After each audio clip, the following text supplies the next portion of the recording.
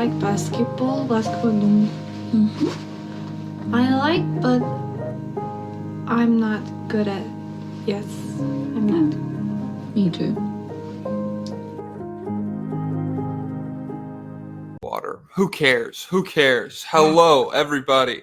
Welcome back to the State of the League podcast, the only NBA podcast that records in the morning when they're still a little tired and sleepy even, just to get content out for you wonderful listeners. I, as always, am your host, Jack, aka joestar. With me, also, as always, I kind of fucked that up, is the world famous Pablo Escobar. Pablo, how you doing today? I'm recording live from hell. Hell, I mean, the Ballmobile, it can handle any terrain, so that's interesting. But why are you in hell today? Because every other team is making good trades, and I'm not. They literally. All right. Let's just get right into this then. The Golden Lobbyist request off the top. Sam Slippery Fetus K says Paul George needs to go to the Knicks, get rid of Randall, Bogdanovich, whoever else is needed to create cap space. To sign George, the Knicks are in win now mode, so prove it, Leon Rose. Although Leon Rose did not make this specific move, I would say he still proved it last night. The New York Knicks traded for Mikal Bridges. They gave up 4 unprotected first-round picks, a protected first-round pick from the Milwaukee Bucks, and an unprotected first-round pick swap, along with Bojan Bogdanovich, who I would argue is a better player than Josh Giddey. And so it's like the Nets, in addition to all of this cool shit, just straight up got a better player than the Bulls got back for Alex Caruso. Well, no, you don't get it because Josh Giddey is actually younger and he's actually way more durable than Bogdanovich. And those are actually the only 2 traits that matter. And he's a better passer.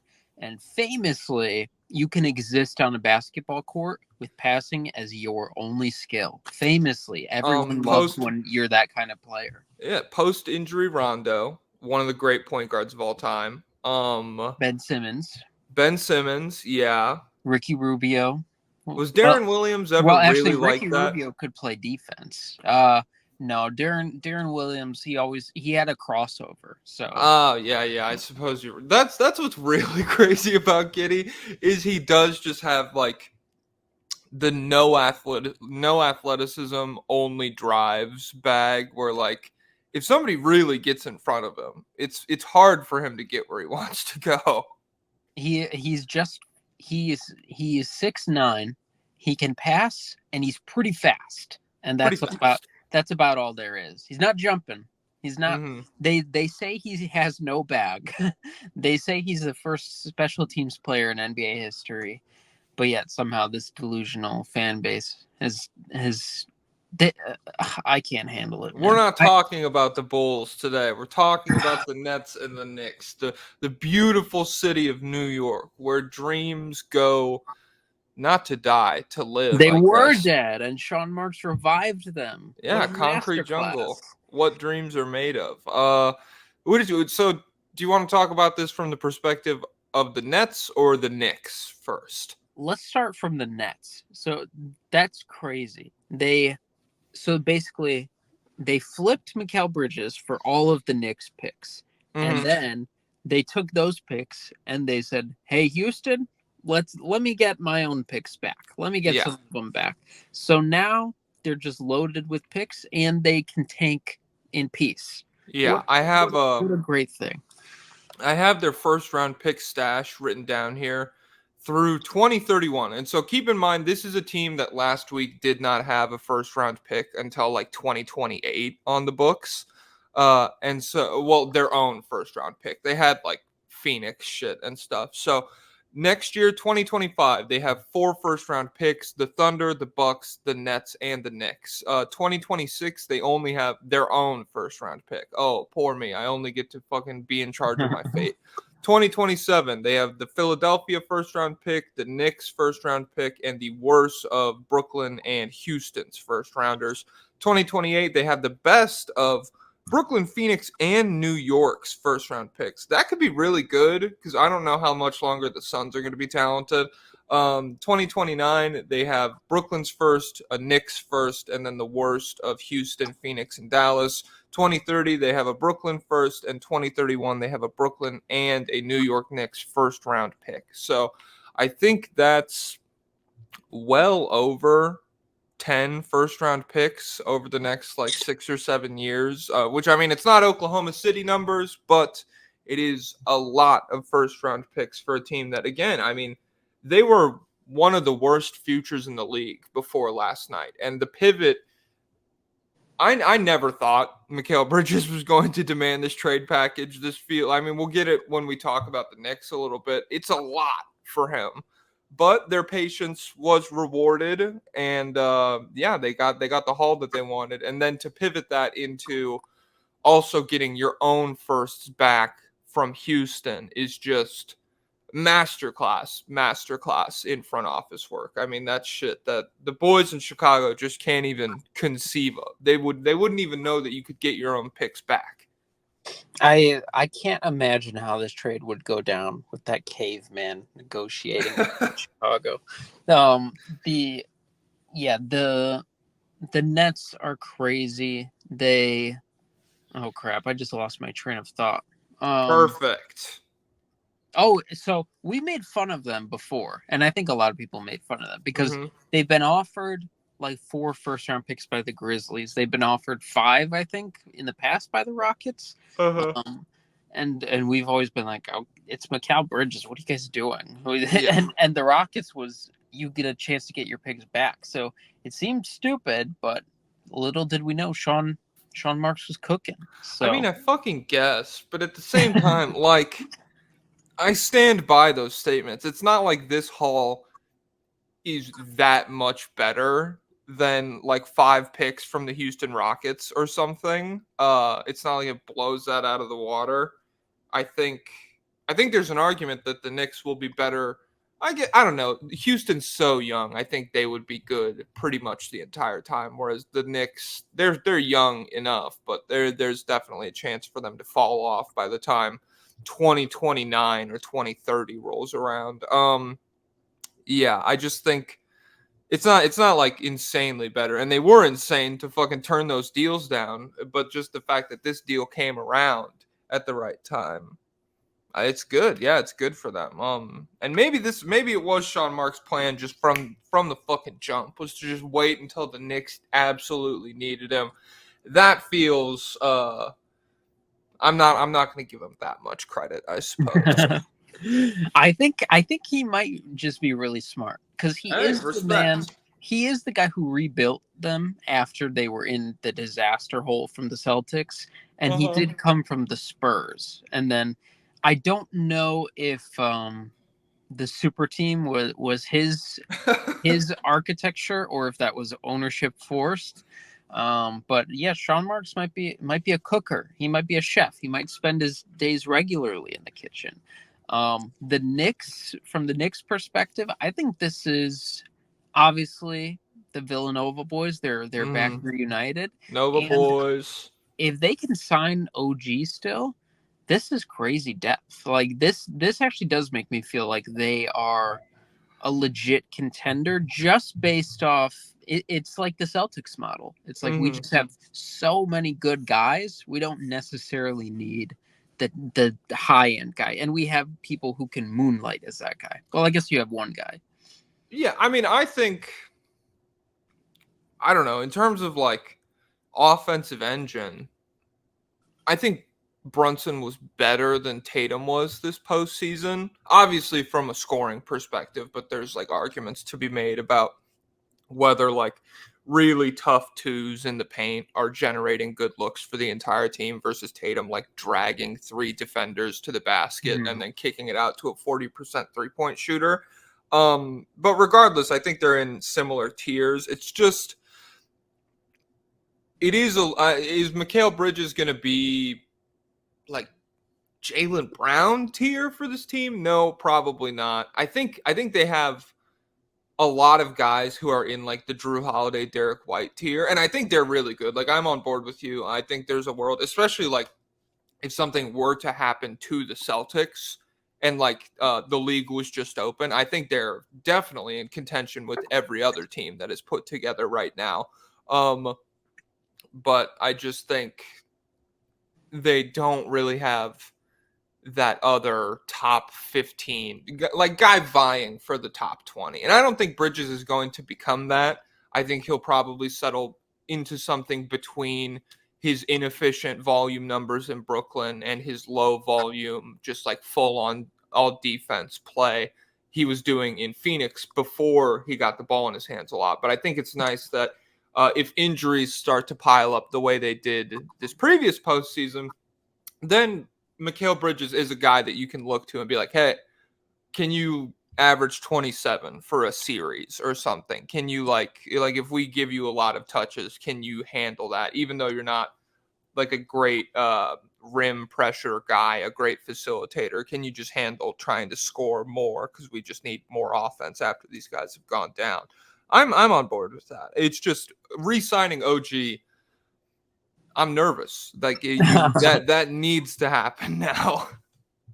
And then what do they do with Randall? Can he still exist on the roster? Do they have to trade him? I don't know. Okay, that's what I was gonna. Let me pull up their roster real quick. So I guess they were starting post Randall injury. They were starting DiVincenzo, Brunson, Hart, OG, and Hartenstein was like the five that was really, really successful for New York.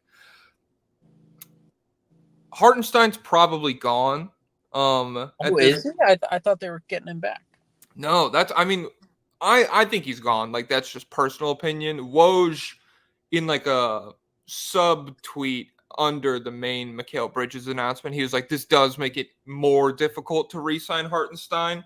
And if I'm the Thunder, I'm like going after him hard. So I think he probably walks for more money this offseason. But for Randall specifically, I feel like he could still exist with these guys. Like, it's not like OG or Bridges really needs the ball a ton to like be successful out there. Like, they could just be 3-and-D wings and like be really impactful. Simultaneously, I guess, are you like full-time Julius Randle power forward and you just figure out the center situation later? I don't know. Like, what do you think they're going to do with them? I don't know how much confidence. I don't know how they feel about Julius Randle, but I think pretty obviously the best version of this team doesn't have Julius Randle on the court. It probably has Brunson, Bridges, OG, and then maybe Hart, or I don't know who between Hart and DiVincenzo, and then a center.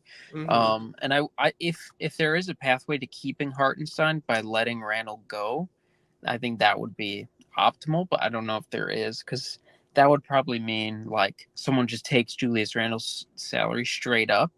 And I don't know if someone would be willing to do that. Like who has the space and who, and unless they value him as a player, then you would need picks back, and they just got rid of all their picks. So, yeah, that's what I was gonna say. It's just, so I wonder if he's locked into this team, which isn't the worst guy to be locked into, but like I felt like he already didn't fit the version of this team that was super successful last season, and with Bridges, I just think it makes it. I think he's the odd man out. Plus, he didn't go to Villanova. There's that great meme where it's like when you're at a barbecue and you don't know anybody. I saw that, yeah. And, they were like Julius Randle when the guys start reminiscing about Villanova. Yeah, I don't know. I agree with you. I don't know what they're going to do with Randle, but I definitely think he feels like the odd man out at this point, just both in terms of like style of play and and the Villanova shit, which, I mean, that's not how you build an NBA team, but that is how us idiots think about the NBA teams. Are they friends? Was he not friends with them in college? He can't be on Are this you team worried anymore. about them coming for Colin Gillespie? Oh shit, is he a Nova boy? Yep, he was on that team. Hey, Deuce McBride for Colin, straight up. You can have him. He's a West Virginia boy. He doesn't fit in. He doesn't fit in. Yeah. So I think I gave it for the Knicks 8 out of 10. For the Nets, 10 out of 10. Because for the Knicks, it does get a little bit dicey when you're giving up this many unprotected first round picks. And this is very different than the what did you call it? The death hole post Celtics trade that the Nets were in. You're not moving for the corpse of Kevin Garnett at 35 years old. You're like Hart is 28, Brunson, Bridges, and DiVincenzo are all 27. OG Anunoby is 26, and then they have some guys on the roster like Deuce McBride. Hartenstein's 25 if you can retain him. Yeah, it's like this is a team that for the majority of this window, I think they'll be good enough for their first round picks to not like really matter. I don't think they're going to be worried about like winning the lottery. I think they're going to be worried about conference finals appearances. But I don't know. That's often what is said when a team trades for a really good player and moves a lot of draft capital, and then you get halfway into that window and shit hasn't really panned out. Somebody left, somebody's always hurt, things like that. You have a season where you win like 27 games and it's like, oh shit, where are we at right now? But I think I would call the Knicks. So the Celtics are 1 in the East. Are the Knicks number 2 for you now? Right now, but it depends. We don't know what Philadelphia is going to look like. So yeah, that will be a situation where it's just like what's the Star Wars thing? The AT-AT, the big walking machine in the snow, you know? Yeah. So a series between the Knicks and the Sixers will just be like Joel Embiid stomping through them, and they just try desperately to bring him down. Yeah. So it just depends what kind of help he has. I do think this is better, probably, than sinking your assets into getting Paul George. I agree. And then who else is on the table for them? Anybody? Paul George is the big name that we talked about. I don't remember any other rumors they were like heavily involved in. I wish I had the chart of important NBA free agents. If you let me pull up Knicks free agency rumors. Well, Donovan Mitchell was gonna be the guy for a little bit, and now he is not. So I think now he's settled in Cleveland. So I think this is a better roster than that would be too. The two-headed Brunson Mitchell monster. And then who else? There's got to be LeBron. What is LeBron still on the table? What if LeBron calls them up and he's like, "Hey, don't sign OG, sign me instead." Oh my god. Because LeBron didn't go to college, so he can enroll in online Villanova classes. Oh shit! And then he'll know. He'll have all the exact same experiences being online at Villanova and winning a national championship at Villanova. They're the exact same thing. He can go to class when they play Philadelphia. Oh, cool. Also, they have trains in that region, so maybe he could just take trains down to class. Shout out to Joe Biden. Joe Biden always took the train from home to work when he was a senator. I think he lived in like Pennsylvania or some shit. Karl Anthony Towns was another name that was kind of thrown around for the Knicks a little bit. Unquestionably a better roster to me. No hate to Cat. Mikal Bridges, he's in like a really weird space where like I think he is so good as your team's like third best player. I already thought that before the Brooklyn move. Like when he was in Phoenix, I was like, this guy is like every time Devin Booker and DeAndre Ayton or whoever sits, he has like 26 points, it seems like. And he's like really talented at a lot of tertiary scoring shit. And he was like hyper efficient in Phoenix. He was like 67% true shooting or something. I wonder his catch and shoot shit in Brooklyn, it's not like he's been doing a ton of catch and shoot because so much of his shit has been on ball. But I wonder what it was like in Phoenix because I think I'm pulling it up right now. His 3-point shooting In Phoenix, he was 43% on 4.4 attempts per game. And then the year he got traded, he was 38% on 5 attempts per game. So, yeah, I think New York, it's like an approximation of what Boston has going on. And I think Mikal Bridges versus like Derek White. Who do you think's better? Oh, I would say probably Bridges. It feels like Bridges, but just because he's bigger. Yeah, he's bigger, and like they already do a lot of the same shit. I would go Bridges as well if that ages poorly, because Derek White has already established himself as a champion in a winning situation, and he can contribute to this shit. I mean, who cares? But yeah, I think they have a lot of guys on that level. I just question especially if they get into a matchup where like Tatum has a really hot jump shooting series. I question whether or not they have the top end talent to go bar for bar with that, plus Jaylen Brown being better than God forbid you roll into the playoffs with Julius Randle and he's just like what we've come to expect from him in the postseason. That's the kind of shit that makes you really worry about the first round picks at that point. Yeah, so they if they face off against, who's the Celtics' best lineup? Drew, White, Tatum, Brown, Porzingis. Yeah.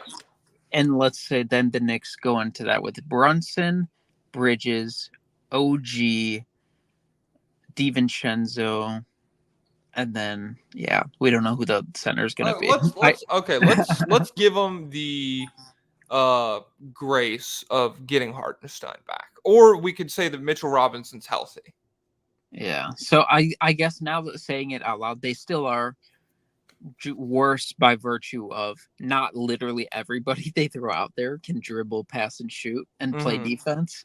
So, but still, it'd be interesting to see. Yeah, and Brunson, that'd be a tough series for him defensively. I feel like I mean he's more engaged than Luka. Like if you eye test both of them, Brunson does like all the scrappy little guard things more, like he's waving his hands and jumping around and shit. But in terms of just like being 6'2" and guarding Jason Tatum, it's difficult. It's hard. So that would be a concern for me heading into that series. But still, I like it for the Knicks a lot. This feels like a very good trade. And I mean, I like it more than Cat.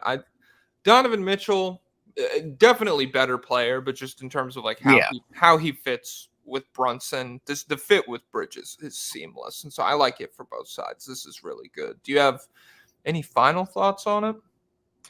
I don't think so. So Darius Garland, now that this is off the table, I wonder where what are the landing spots for Darius Garland? I guess is a Paul George Garland trade on the table? That seems like a little risky, giving up your young guy for. I don't think they do. The Clippers. I mean, the Clippers are going to take what they can get if it's like a sign-in trade with Paul George. But I don't know if they would love. Like you already have Harden, and I mean, I guess you just want like young guy. I mean, the whole question at that point. Flip him, yeah. The whole question with that point with the Clippers is like, if Paul George is done, is it still the Kawhi Harden era, or is this like, are we winning 30 games in our new arena? Like, what does this look like heading into next season? And so for Garland, the Pelicans stick out to me as a possible suitor because I think Ingram. There was a report that Ingram has played his last game as a Pelican. That came out, and I know the Sixers are really heavily involved with him. I don't know what active player they would offer that's better than Darius Garland. That would probably be more draft based than anything else. And the Pelicans, I mean, Garland, they need a point guard and shit. It definitely makes them worse defensively. And I don't know how you can really justify him and like CJ McCollum being out there at the same time. But the Pelicans have always stuck out to me as a possible place for Garland. If they go that route, I think I would just rather go the Trae Young route. Because I just think it's straight up better. But I wonder, is there a price difference? Is Garland, would he get more, do you think, than Trae Young? Because people have always, I think people just Absolutely like not. him. No. I think people like him more because they're like, oh, he does less stuff, so he's less selfish. I think you are too online when it comes to Trae Young. I think this is a classic blunder. I've been there, you know. People don't even fucking like Jokic, man. This is ridiculous. Everyone hates him. No, this is backed by the anonymous player survey. And most overrated player every single year is Rudy Gobert and Trae Young. Okay. And I wonder, I really don't know, because I do think like NBA decision makers are bothered by his play style. I don't disagree with that. I just think the talent gap between Trae and Garland, especially coming off a down year for Garland, I think it's too much for that to matter. Like I think they are in separate tiers as like trade assets. Because Garland's not a good defender. And I would assume his efficiency is like on par with Trae, despite all of the Trae's volume being massively larger than Garland's. It's just I would be shocked if Garland demanded a higher price than Trae Young on the trade market. Even though I do agree, very polarizing guy, his play style, it's not for everybody. I don't think everyone in the league would love to play next to Trae, but I just think he is that much of a better player than Garland. I think so too. It's just when I hear like prominent like Zach Lowe and Bill Simmons and everybody, I think most people like Garland better, but I will see. And also, the Hawks are run by an idiot, so I don't know what he'll get in return for him. And speaking of that guy, it seems like they're gonna take Rizachet straight up number one.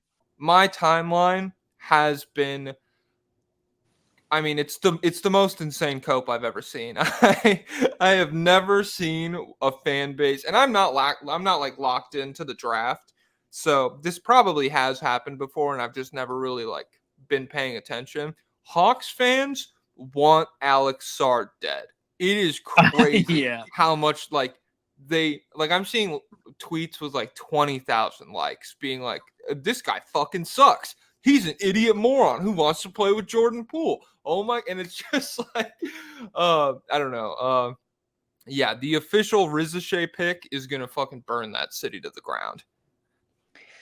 Yeah, that happened with Wemby last year. Like, that's how Rockets fans were talking about Wemby. They're like, "Oh, you don't want to come here? You should die." They were talking about him like I talk about certain people involved in my team, hypothetically as jokes, hypothetically, satirically. Yeah, shout out to those parody guys. Yeah, parody wise. But yeah, as it is funny to be like, it is the equivalent of like you see those pickup artists or just like leaked DMs online where it's like, "Hey, I think you're really hot. We should go on a date." And then they're like, "No, thanks." And then you go, "You stupid, ugly whore." Stuff like that. Like, that's what the Hawks fans are doing. Which, to be fair, this year is probably the most okay year to do it. Like, if it was Cooper Flagg turning them down, it's a little more embarrassing being like, we never wanted him anyway. But yeah, with Alex Sarr, it's, I guess he just made a lifelong enemy of Hotlanta. So that rocks. Good luck, Alex Sarr. And that part doesn't bother me. I think that's fun to make him to make an blood enemy with to draw a line in the sand with a guy who he will win 18 games next year. It's like the Wizards are not going to be good. Yeah, that's fun. But what I'm not looking forward to is when they take Rizachet, they are immediately going to become the Rizachet defense force, and anybody, including me, because I already posted a YouTube video about him on How to TV China NBA, where I said I liked him, but that I wouldn't take him number one. They're I like immediately the guys who go 12th overall too, you know? they're immediately gonna say, "You're an idiot." Yep, I've been watching Ultimate Rizichet highlights for the past 6 hours, so you guys don't understand. Did you see This that guy's transition 18. dunk? Oh my god! Oh Holy my shit! god! That He's he a went behind his back in transition. That's literally Allen Iverson. Did we get 6'8" Allen Iverson who can shoot? And they're just gonna become immediate geniuses. And then every time he has a good game, which hopefully he has good games, but every time he has good, they will be pitted against each other now. These two random players, these two Frenchmen, they will be. Like these two fan bases will be fighting like a mech battle where they are possessing these two guys' bodies and shooting lasers at each other. Yeah. And hey, Atlanta, I am certain you will get to victory lap so hard next year. By winning, like, hey, 40 games, 40 wins is going to nuke the Wizards. Like the Hawks, these are two separate tiers of teams right now. And so in terms of like all of the narratives, Rizichet contributes to winning. Sar's an inefficient shot chucker. Oh, I bet he wish he plays with Trae Young now. Look at him drop this pick and roll pass. I'm sure there will be plenty of that to go around. It's just I don't know. There was a report I saw that the Hawks, it was from something stupid. It was like Draft Express saying, oh, yeah, the Hawks are having a fire sale soon. I don't know if that's true. It would be very funny for them to pick Rizichet, just like this off ball compliment to Trae Young, who can like really space, and then just be like, no, he's our guy going forward. He's going to have a lot of on ball responsibilities next year. Yeah, I don't know what because I think they cannot do a fire sale because they don't have their picks. But I think there have been multiple people reporting that they are going to trade. They are going to make some big moves and do a fire sale. So, again, this is a team run by a 29-year-old nepotism baby who took over when he was 27, who had no experience, and Landry Fields. Fuck, that's crazy. And Landry Fields is a GM who I remember a great 3-point shooter. I don't know how great decision maker. I'm not so sure. Yeah, not the tightest ship over there. If people remember, during the season they had an ineligible player on their roster for 2 weeks. When all their centers were dying, they had a guy who literally could not play for 2 weeks because they didn't convert him to a long-term contract or something. So not the tightest ship around there. But yeah, I hope for everyone's sake that they just I hope they trade DeJounte Murray and then they just build this team going forward. But also I hope that they trade Trae Young so he gets away from this disaster. Either way, things are not looking up in Atlanta. If you take Donovan Clingan, then they could, but Rizichet, he doesn't feel like a future changer. No, he doesn't. Future changers. There's a lot of teams that need their futures changed. We have the back end of the top 10 to run through here. If you want to do that real quick, you down? Yes. And what was I about to say? Something. Oh, one last point on Rizichet. This happens with players all the time. Like some players like get overvalued falsely. Like James Wiseman is the one I think of before this. Like he never should have been valued as highly as he was. But this is like the most blatant example of where Rizichet feels like a straight up industry plant. Like nobody thinks this guy is number one or should be number one based off on like talent and like big board, but people think he's going number one. And it all seems to stem from Draft Express, who is Jonathan Givony. And so Draft Express for years had this dynamic where it's two guys, Jonathan Givony and Mike Schmitz. Mike Schmitz is the film guy. He's like the basketball genius guy. He works in Portland now. And Givony is Intel based. And so he knows all these agents and stuff. Like he famously found he was a big part of finding Giannis because he like knew the agent or whatever.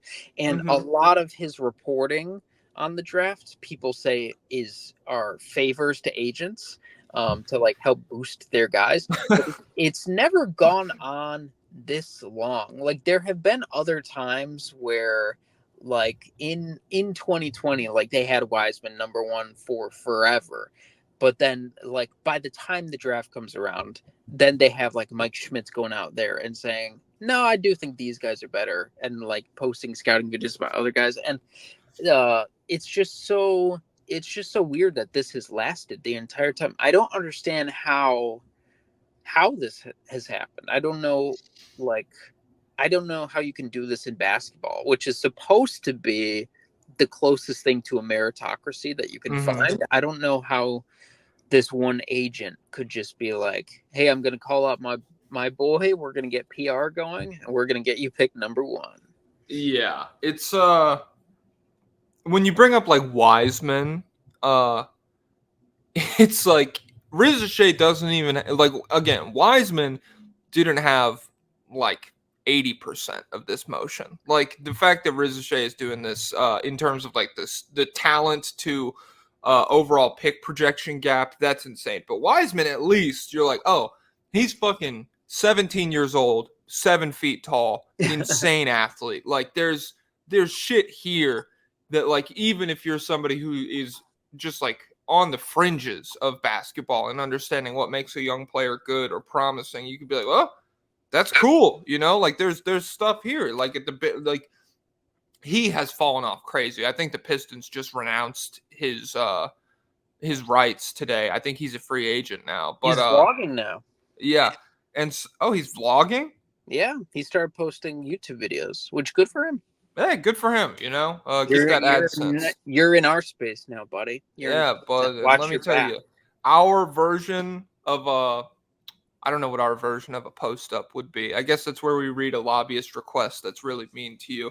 You're going to get cooked when that happens, man. You can't guard that move. Go to James Wiseman comments and tell him, yeah, watch your back. Stay of the league. No, State of the league set you up. He's like, what the fuck is going on right now? Why did 2 people say this to me?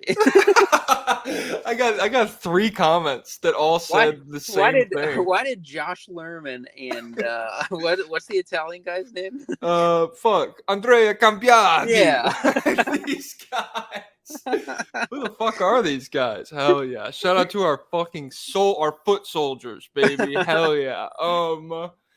Yeah. So I mean, the fact that Rizachet is doing all of this number one pick clout chasing rumor mill type shit without being 7 feet tall and an elite athlete, while being like literally every athletic measurement I've seen from him, people are like, it's good. I saw that that figure that you were talking about where he did not test well.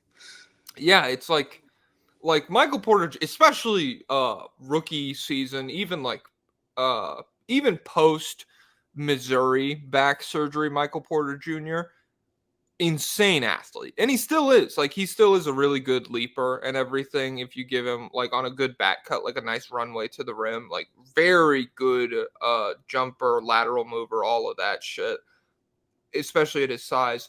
And, like, the comp for Rizachet is Michael Porter Jr., but every athletic comparison between the two is just people going like, oh, Michael Porter Jr. is way better at like jumping and rebounding and sprinting and all of this shit. So yeah, it's crazy, but I don't know. Do you have any final thoughts on Rizachet before we talk about the Hornets? I think he'll be a fine NBA player, but I think there's no other world. There shouldn't be a world where he ever goes number one. It's just weird. They should take Klingon. Yeah, take Klingon. Listen up, lock in. But that would fuck up my big board, I think. So Hornets, they need talent and upside. LaMelo missed a bunch of games for the second consecutive season, just 55 games played total over the last 2 years. He looked really good when he played. I don't think the Hornets are going to give up on him right now. I think it'll probably take like 2 more years of this kind of shit before they start to consider that. Similar to Detroit, Charlotte, awful at everything this season. They were the only team that was bottom 3 in offense and defense. Similar to Washington, they really haven't been full rebuilding for that long. They're like, surprisingly, I think 3 seasons removed from winning 43 games. Like it really hasn't been that long since they were passably good. But I also think that might be a standout year in what is like a 7-8 year stretch of mediocrity. Now that I'm thinking about it, they have a young core in place, quote unquote. LaMelo, Brandon Miller was really good last year. Mark Williams, everybody likes him. Trey Mann was a nice pickup from the Thunder, and he looked promising at the end of last season. But I don't feel like they really have, like, Charlotte's not going to pass on talent to keep any of those guys in the rotation outside of LaMelo and Brandon Miller. I wrote for them Donovan Clingan as the pick because I think Mark Williams pretty injury prone, and it's hard to have both parts of your pick and roll like constantly out. It'd be nice if you, and I guess Clingan has foot injury concerns. So now that I'm talking through it, I'm like, it's still a little bit scary. But yeah, I think I wrote down if Stephon Castle wasn't like, I'll kill myself if I play next to a point guard, I would probably have the Hornets taking him because I think it'd be cool. LaMelo, I feel like LaMelo can play off ball, and it'd be cool to pair him with like a really good defensive backcourt guy. But since Stephon Castle is doing that, I wrote down Donovan Clingan, and who is still on my board here. But the way it's shaping up, I don't think he'll still be on the board at 6. I think if he gets past the Hawks, I think the Spurs will probably take him.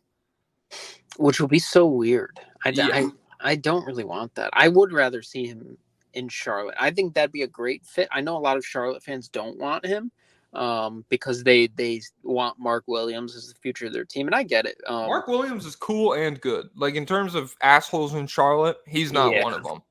As far as we know. Don't quote me on that if, like, 48 hours from now he's doing something insane. Mark Williams goes back in time and does 9/11 again. No!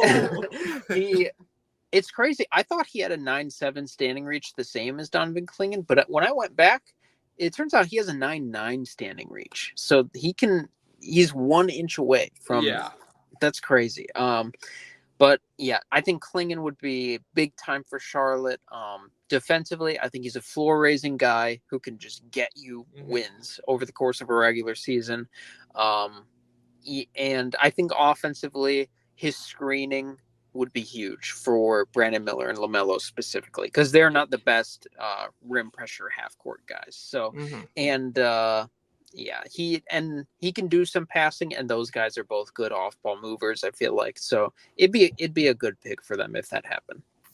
Yeah, I'm on board with that. Brandon, and I think within like 2 or 3 years, Brandon Miller, I think, will also be a really high-level defender. So pairing him with a good anchor right away and just kind of establishing that culture from the start of year 2 for Miller. That's cool. That'd be good. I would like that for them. The Blazers at number 7.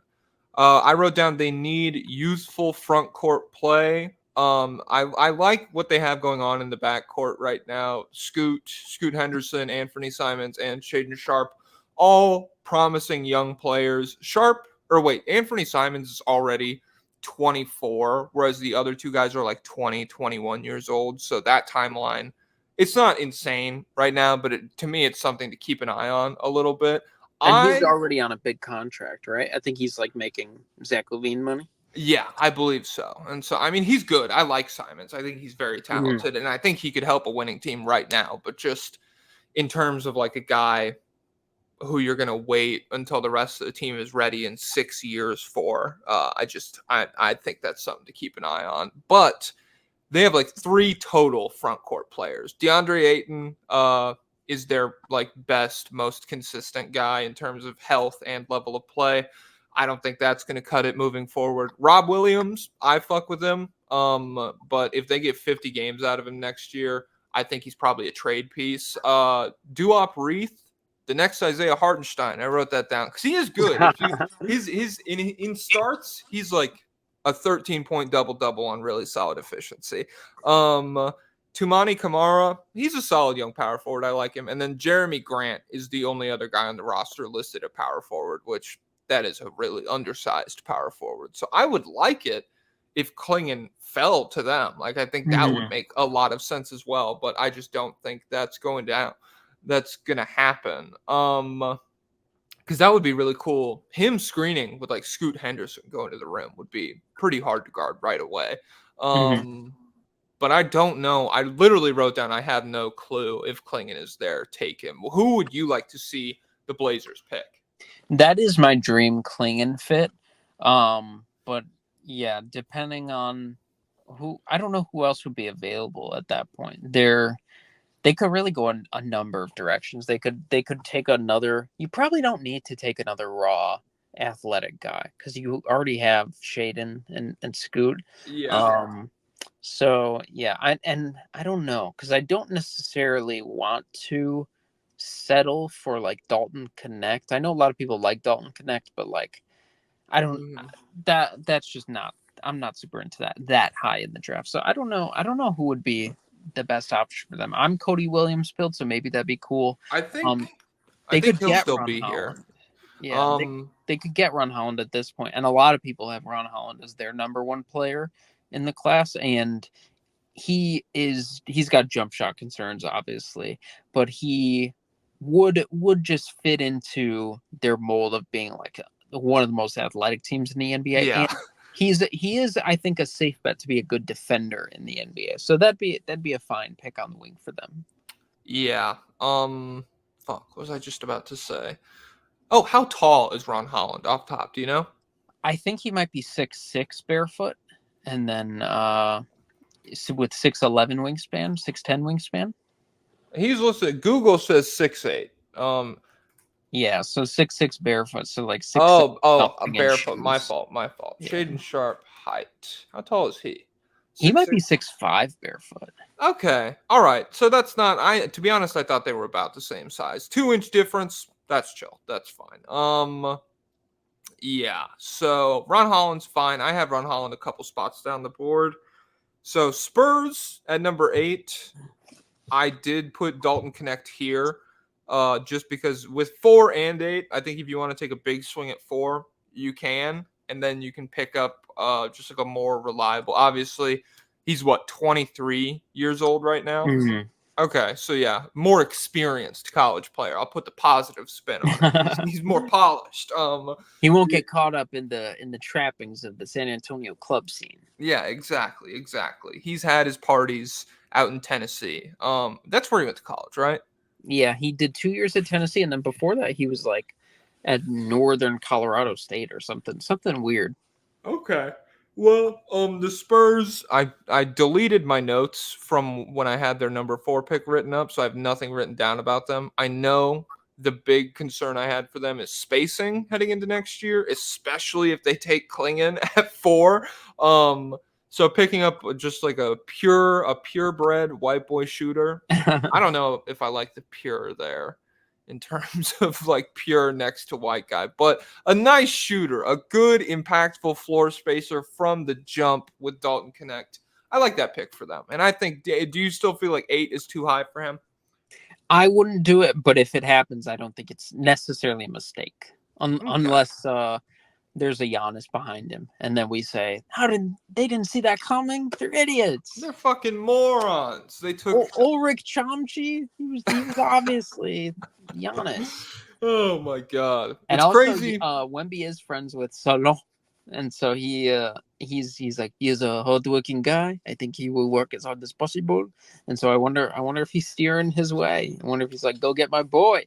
Go get my boy. We'll be the scariest team ever. We'll all be 10 feet tall, fucking ripped. And we're all able. I mean, that guy can't. He's probably pretty raw, right? He's he can't really do anything yet, but he moves really well. Hey, that's how they got Giannis. You know, he's fluid. He's a fluid athlete that we'll figure out the rest of it. And all it took was 60 pounds of muscle and Jason Kidd and like working out with Jason Kidd, I guess. So yeah, the Grizzlies at number 9. I wrote down parentheses. I think they trade the pick, but then I also wrote down Zach Edey. So for the Grizzlies, I do think they moved the pick. They are by far the most competitive team we've taken a look at so far, and I feel like they could, like, if they're looking to improve, if they're looking to get better heading into next season, I think they're better off finding a role player using this pick as an asset than they are just like trying to pick up somebody at 9. But you have mentioned that this is a draft where you can find role players, you can find impact guys right away. And so I mean, it's definitely possible that they take somebody. Their front court, Steven Adams, I would call him essential to their team identity. Well, no, he's gone, remember? Well, that's why I'm gonna follow this up with. Oh, yeah. I would call Steven Adams essential to the, like, when they were winning games 2 years ago. His physicality, his offensive rebounding, the way that him and Jaren Jackson Jr. mesh into like an average of 2 very high level front court players that do everything.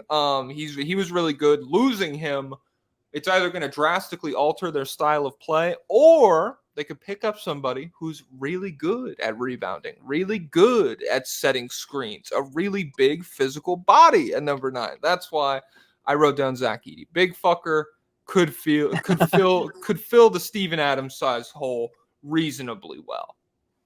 So there's this really great draft site called Swish Theory. They've kind of like emerged as there used to be this big time draft site called the Stepien, which they had like really ahead of the curve, like in-depth draft analysis, and then they ended up going away because all their guys got hired. And so then there was a gap for a few years, and now a new website has popped up, Swish Theory. And so they have a lot of really great writers, and there's this one guy who dropped a big Zach Edey article where he has Zach Edey as his number 1 prospect in the class. And he laid out his big argument for, actually, I think 2 guys were laying out big arguments for why Zach Edey is good.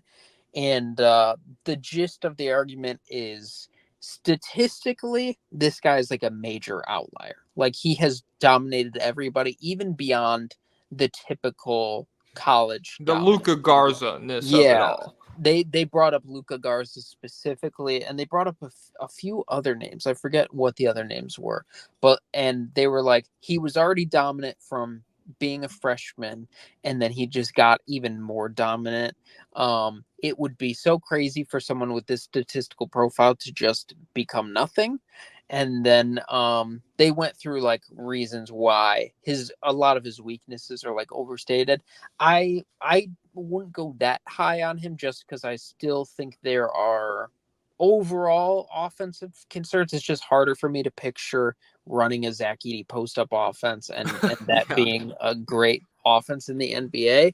But maybe he is just skilled and big enough to where it would work. There's like 5 guys you can routinely post up in the NBA that like yields you an above league average offense. Yeah, and he might be able to score at the rate that you would need to do it, but I have concerns about his passing. But even without the post ups, he can be a big time roll man finisher, and he can be a big time screener. And then defensively, he'll face all the same issues that Gobert does. They'll try and drag him out on the perimeter. But yeah, if you are going up against the Grizzlies and you see Zach Edey and John Morant and Jaren Jackson and Marcus Smart and Desmond Bane, that would not be fun. And then he did play with Jaden Ivey at Purdue, and it went well for both of them. So yeah, I think if this happened, there would probably be a lot of outrage for them, but I would be okay with it. Mm-hmm. Okay. All right. I'm cool with that. My dad just texted me. It seems like every time you do the pod, there's a trade or movement later that day. I tend to really agree with that. I feel like I'm always like processing the episode upload to Spotify, and it's like, holy shit, look at this. And I'm like, okay, well, I guess that's a next episode topic. Definitely. All right. That was the Grizzlies at 9. 10, final pick that we're talking about at least. Utah was the worst defense in the league last season. You probably, although this is surprising because I saw a lot of Jazz fans not going to bat for him. I have faith that Walker Kessler will become a good defensive anchor and like passable on the offensive end, I suppose. So like you're not really worried about finding a big man at this pick. That's why I wrote down Ron Holland for them. Like you said, floor is a good defender in the NBA, and there's a lot of upside there, which the Jazz they need.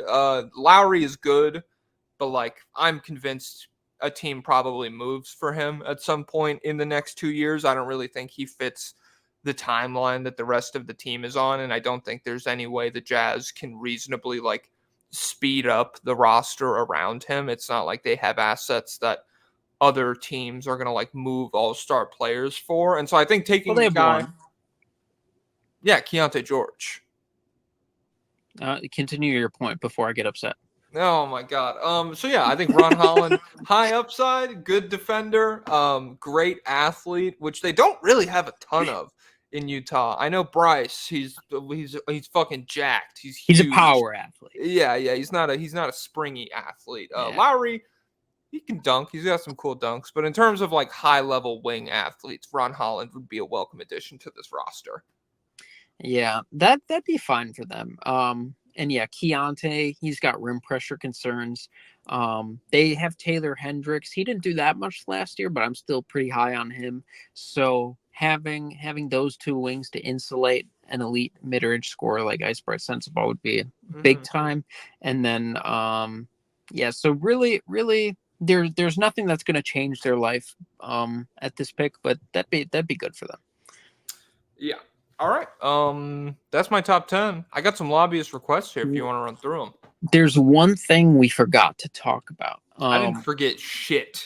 You forgot it. I mean, I don't remember what you're saying. So yeah, do it. We didn't talk about the Kevin Durant to Houston angle. Oh shit. Yeah, I had that written down in the draft capital swap. So I guess yeah, we can do it now. Do you want to run through it or do you want me to?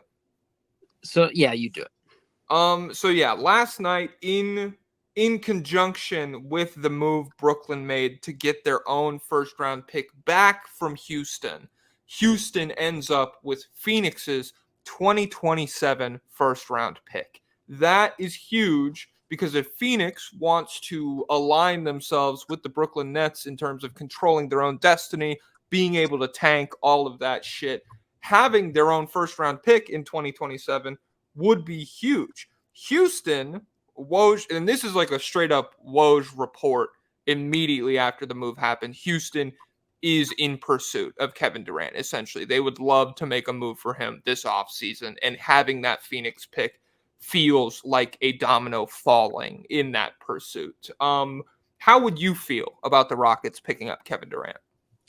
It would be funky because it would depend entirely on how good the rest of those guys are next year. It's hard for me to see that roster as a contender, but like if Şengün takes a leap, if Jalen Green is good Jalen Green, which I don't know if you could count on that for a whole season, but if he's the guy we saw for that 1 month at the end, if Tari Eason is just healthy and then he's just playing elite defense and like high level rebounding, everything, if Jabari Smith continues to get better, then and Cam Whitmore, and then I think and the number 3 pick, which is Reed Shepherd, and I don't know how good he'll be next year, but it would definitely be. I think it'd be a better spot for him than Phoenix right now. Yeah. But I don't know if that'd be a real contender. And I wonder how many years of him we have left. He just seems to make jump shots for an eternity. Like, will he ever decline? Yeah, I guess so. For me, Kevin Durant will decline through everything except the jump shot. I think the jump shot is something you could reasonably give him like 10 jump shots a game and expect solid scoring on that volume until he's like 45 years old. Like I feel like that will always be there. It's just everything else. He was a shockingly high level defender last year. Like he's been good. I think he was even underrated in Brooklyn. And he's been good since like Golden State and everything. But last year, just in terms of like Phoenix saying, hey, you have to be our best wing defender pretty much every night. Like he accepted that challenge and he did a really good job with it. I think Houston would definitely alleviate some of those problems, but I don't think like your life gets harder offensively, even though you're playing next to Şengün, who maybe you could argue the fit is better than somebody like Devin Booker, who like there is a lot of overlap in terms of like the proclivity for jump shooting between Booker and Kevin Durant. I just think the Rockets are not a Kevin Durant away from like really contending in the West. And I think if you could have gotten Kevin Durant 2 years ago, there's a stronger argument for it. But I just think that the rise of Şengün and the decline of Kevin Durant would pass each other by over the so like you would have this super high level KD. Right person, wrong time. Yeah, exactly. It's I've never seen Lost in Translation, but that's the vibe I get from the movie is that like we could have made this work if we were just at different points in our lives. That's Kevin Durant and Şengün right now. Cuz yeah, I think KD would be great next year, but if you put Şengün into like a really high level playoff situation next season, he can't shoot and he's not a great defender, and I think that's a recipe for a disastrous playoff appearance, even if you are really good at like other cool shit for a big man. And I think he's better both shooting and maybe even defending than Sabonis is. I don't know how much I'd like stake my life on that claim, but I just think, and then by the time Şengün rises to what we all think he can be, I do think there's a good chance that Durant's rim pressure is really, really rough by that point, and he might have taken a step back defensively and all that. He could just hang out. He could just be the Aaron Gordon, and he'll just hang out right there. That's so funny. That Kevin Durant's 39-year-old role is Aaron Gordon. It'd be epic. Yeah.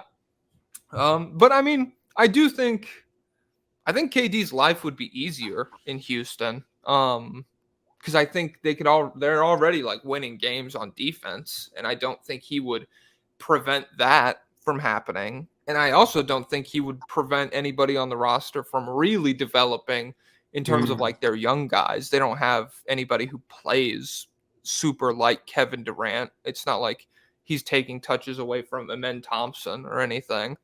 Oh yeah, I forgot to mention him. So that it might be, yeah, I would love to get, I think it'd be cool just for a culture thing, just because I feel like Amen Thompson would just like attach himself to Kevin Durant and just yeah, you can't learn to shoot. but you can do cool off-season videos, definitely. Yeah, so I would support it. I don't know how real it would be in terms of contending, but be more real than Phoenix. I don't know if there's a path for Phoenix to be better than what that team would be. Yeah, you have to. Even if Bradley Beal was still really good, I don't know if Phoenix would be better than that Houston team would be, just because there's so many concerns with like the rest of the depth in Phoenix, and I don't think that's getting better this offseason. I think they're at risk of losing a couple guys who are playing rotational minutes for them. So yeah, I mean it'd be fine, but I don't think it like launches Houston into being like a top 3 team in the West or anything. Yeah, I wonder if Phoenix is looking at what the Nets did and they're like, hey, maybe we could pull something off here. Maybe we pull the plug at this point.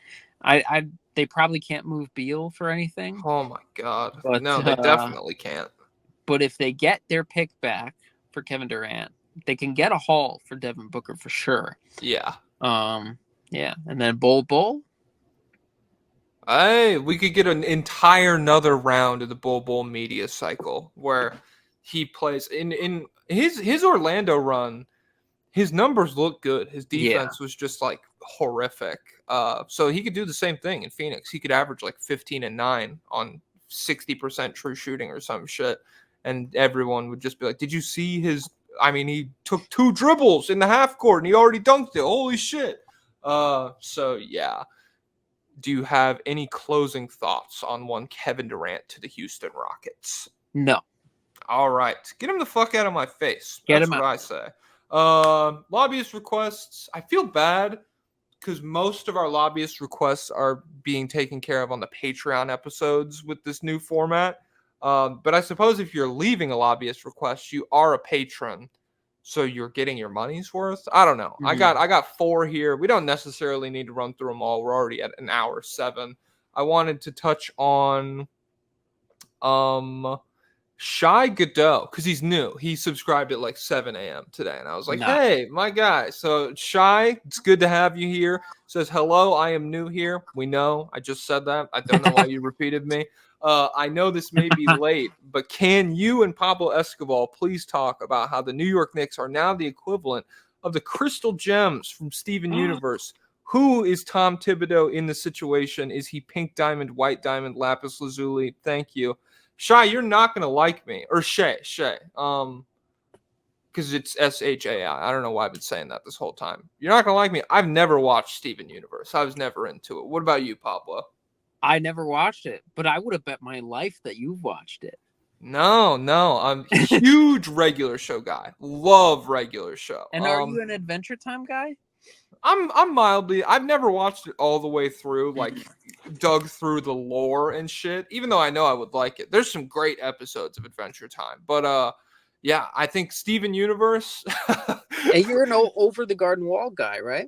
Absolutely, Steven Universe. It's just like I don't know. It's your blind spot in the genre. Well, it hit me right when I was like growing. I was like a young adult. I don't know. I was like, I'm just not into this anymore. Like I caught the Amazing World of Gumball, and I think that was like the last cartoon where I was like, this is phenomenal.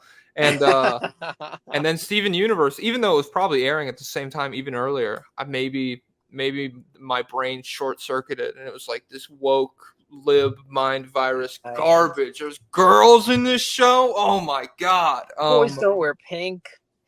So if the Knicks were regular show, I think Tom Thibodeau would be Benson. That's an easy fit. That's the easiest fit I could possibly think of. He's just fucking, you're fired on the sidelines. Absolutely. As for Steven Universe, I love you, and I'm sure it's a good show, and I've heard some of the ukulele songs, and they're good, but I've just never locked in like that. My friend cried at the finale. Wow, what a loser. Oh my god. What was your favorite cartoon growing up? Or like the young adult pilled. I mean, any cartoon that really resonated with you, I guess. Well, Avatar, but that's a different type genre. Different tier. That's like historical media. But I was Foster's Home pilled. I was really all that generation. What else was in there? There was Grim Adventures of Billy and Mandy. Oh, that was good. Did you ever watch Ed, Ed and Eddie? Damn, you're like fucking 90s. Did you ever watch Chowder? I loved Chowder. I did watch it, but I wasn't as into the freaky ones like Chowder, and I hated Flapjack. And I did not like Courage the Cowardly Dog. Courage the Cowardly Dog gets scary pretty quick. I'm not gonna lie. But Chowder was funny. Chowder, I loved it. It was very, very meta show. The first cartoon that like routinely broke the fourth wall for me. That was that's in my mind the first bizarre Cartoon Network show, and that laid the groundwork. Yeah, but to me it's Flapjack. For me, Chowder, like Flapjack, crosses a line into like if I found this on like YouTube in the mid 2000s. It really is just like Skibbity Toilet. Yeah. But Chowder is like, it's random, but it's still a cartoon to me, I guess. I don't know. It's less disgusting. Yeah. I swear, like Flapjack, they just have like 10 still frames per episode of something horrific, some horrific drawing of a monster. Oh my god. Yeah, that's a pretty accurate description. Oh yeah, I forgot I have to read this one. It's crazy to follow Steven Universe up with this one. So it says Augusto Dabos, my motherfucking slime. When you think about it, men liking basketball is pretty gay. Why do you care if a man has a ring on his finger? Parentheses, I'm gay, so I'm allowed to make this joke. And moreover, if you don't read this on the pod, then you're homophobic. Gotta beat those allegations. So Mr. Dabos, do whatever you want all the time, I guess. Basketball, it's definitely, I would say, the most romantic in terms of like physical play. of the major North American sports. There's a ton of there's no pads. It's just cloth, and there's just dudes on dudes. Yeah, a ton of extended body to body contact. Like if you think about a post up possession, that is one of the most homoerotic things that can happen in terms of like sports. I feel like. One time when Sean Strickland said a bunch of anti-gay stuff, I did a video where I was like, you're having like 90% of the gay experience just by doing UFC. How are you homophobic? Yeah, that's true, I guess. But then some people got mad at me. So I was like, I just deleted the video. I'm like, I don't want to deal with this. I don't want smoke with the UFC crowd. They're all actively, their brains are melting out of their ears. They're all losing their minds. So yeah, that's the gayest sport. But basketball is pretty gay because I do spend time fantasizing about men's bodies. I'm like, man, that wingspan, man, that muscle mass, that look height. Look at his thumb to pinky width. Mm-hmm. Oh my god, dude. And then people make like emotional edits about breakups, like Westbrook and Durant, and they're like, what could have been? Right person, wrong time. Exactly. I would argue that's the wrong person, but I mean, whatever. Yeah. Well, I don't even know if Kevin Durant knows it's the wrong person. So yeah, it's a fascinating scenario. Yeah. Fuck it. I got one more in here. Who is Hevis? I think they're new as well. I've never seen this name before. Hevis wants to know who is the highest floor player in the draft this year, in your opinion. That's number one, and number two, because the Ballmobile gets you a free question if you put them in the same one. As you can see in my profile picture, Freddie Fazbear and Peter Griffin are 1v1 on the court. Oh. Who is winning this matchup? So let's go to the draft first. Who's the highest floor player in the draft, you feel like? I think it's probably Klingon. I feel like there's a really good chance he's a good defensive anchor. Mm-hmm. All right. Yeah, that makes sense to me. And then Freddie Fazbear versus Peter Griffin. I'm going Peter here. What do you think? It's the power scaling in Family Guy is so inconsistent that his peaks are probably higher. Like I'm sure there's been a moment where he's like doing something crazy, like shooting a Kamehameha or something like that. I'm not locked into Five Nights at Freddy's lore. I did see the live action movie with Josh Hutcherson and Elizabeth Lail. Not really, but I had fun watching it. There you go. I believe he's just like super duper strong, and he like can eat children and stuff like that. So I would probably say Peter, and he's pretty jacked in Fortnite. Yeah, I mean Fortnite Peter. That's complete. Like he's washing this, but just normal Peter Griffin. The cutaway gag is really underrated Toon Force moment where he could be like, oh, this reminds me of the time I was working out with Shaquille O'Neal. And then like he comes back from the cutaway and he can like dunk like Shaquille O'Neal and shit. And Freddy's cool. He's a robot. He's made out of metal. He's strong and stuff, but this isn't necessarily enough to combat like legit reality bending powers on Peter's part. Shaquille O'Neal. Static Shock. He was in an episode. I remember the Static Shock episode where his friend's dad was racist. I got that clip on my TikTok recently. He's lucky he didn't get static shocked. Well, exactly. Actually, Static Shock may as well have magnet powers. He never shocks anybody. All he does is grab the light pole and bend it and throw it at somebody. He just throws stuff.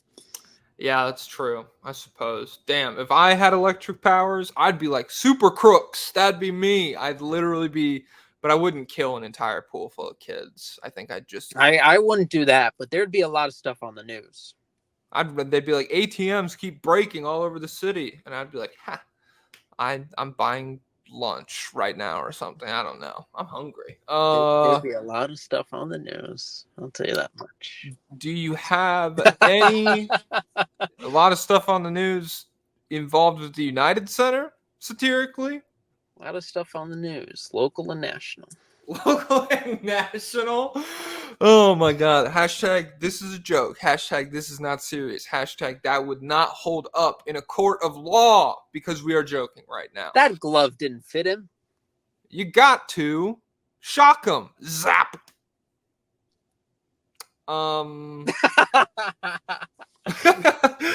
Fuck. I was about to outro this bitch. Do you have any final thoughts on anything we've talked about so far? No, I need to get an oil change, guys. And he's talking about, there's definitely an Urban Dictionary thing for oil change. Look it up. That's what Pablo's talking about right now. His car's fine. God, some loser 17-year-old is gonna. They wrote the most disgusting thing, I'm sure. Hey, you guys could write a new Urban Dictionary oil change definition, screenshot that, send it to me. I will post that clip, and I'll be like, Pablo's talking about this. Oh my God, what an embarrassing loser! Oh my God. Jeez. Yeah, I kind of own you in the marketplace of ideas right now. Pal, Mr. Gasol, take it away. Lay down.